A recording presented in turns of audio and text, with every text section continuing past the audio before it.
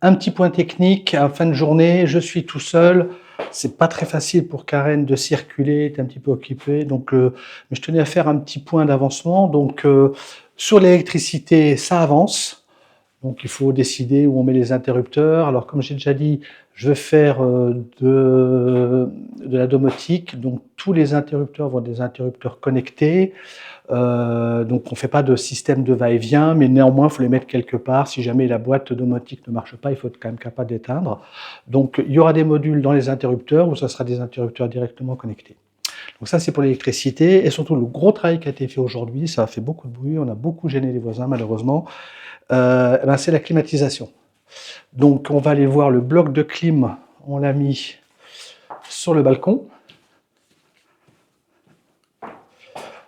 On va aller voir le bloc de clim. Voilà. Donc il est là, donc il est en attente de pause. Il va se trouver ici. On mettra dessus un cache pour que ça soit joli. Ici, il y a le mur qui amène dans le salon. Et donc là, il y a le tube de froid, je pense, enfin, je ne connais pas trop, là, qui va dans le salon. Il y a un autre tube qui passe sous les dalles de la terrasse, une autre entrée ici, et qui arrive dans la chambre. Donc il y aura un petit bloc de clim ici dans la chambre, et un bloc de clim plus gros dans le salon. Et il sera avec une commande Wi-Fi pour aussi s'intégrer avec la domotique. Alors, je sais que la clim n'a pas forcément très bonne réputation. On se pose des questions sur la pertinence de mettre de la clim, notamment avec le réchauffement climatique. Dans le cas de Karen, c'est médical, je dirais. Elle souffre du symptôme de Huthoff qui fait que lorsqu'il fait trop chaud, ça aggrave son état, sa maladie s'aggrave.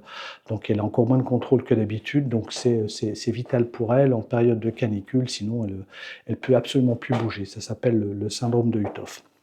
Donc voilà, donc on voit les canalisations qui passent dans le mur, il faudra reboucher.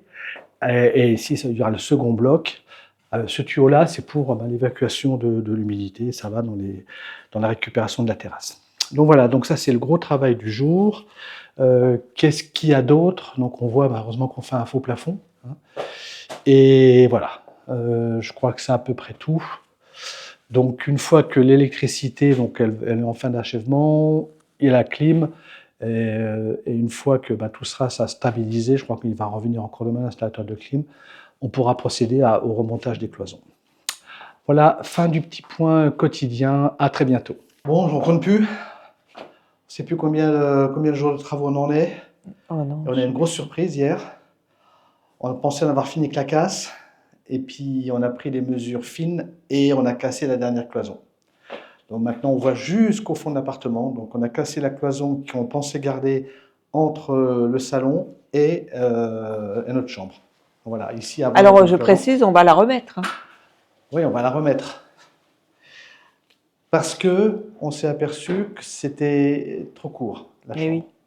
En fait, on a pris les mesures exactes entre le mur et on aurait pu le faire avant, donc on est un peu neuneux, mais bon, c'est comme ça, c'est la vie, c'est les travaux. On pensait que ça passait, et puis heureusement, hier, dans la réunion de chantier, on a vérifié. Alors le passage, tiens, refais-le, voilà. Le passage pour entrer dans notre chambre, là où il y avait une porte, maintenant il reste un morceau de porte. Hein. Il faut que tu tournes à gauche, le lit sera ici, le lit sera par là, et toi, il faut que tu tournes sans casser le lit, c'est préférable. Et là, tu cassais le lit. Donc du coup, il faut reculer la cloison, et pas grand-chose, de 10 cm normalement, si on ne s'est pas trompé. Et donc du coup, on a cassé la dernière cloison. Et alors, il reste un petit morceau là, parce qu'il faut qu'il déplace les radiateurs. Donc, comme on va avoir un bloc de clim réversible là-haut, on ne va pas garder ce radiateur, on va mettre des bouchons. Et ce radiateur-là, on va le mettre contre le mur, on en profite puisqu'on le déplace, on va le mettre contre le mur ici. Donc je pense qu'il va falloir changer le modèle parce qu'il est trop petit. Donc voilà les travaux. Et puis alors par ailleurs, l'électricité a vachement avancé, il y a des fils partout. Oui, hein. Et ça commence à remarcher. Voilà. C'est rigolo parce que quand on a abattu cette cloison-là, l'appartement nous a paru vraiment beaucoup plus grand. Et là, c'est assez neutre en fait. C'est tout petit. Ouais, c'est à peine plus grand. Ouais, non, c'est marrant. Tu prends tes aises, toi. Comment ça? T'es blasé.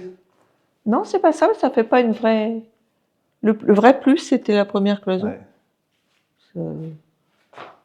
Ça va qu'on a une bonne raison. Là, c'est une bonne raison pour 10 cm. Puis qu'on va en remettre une. Voilà, donc rendez-vous à la prochaine surprise. Non. Non, il n'y aura pas. Mais si, on est confiant.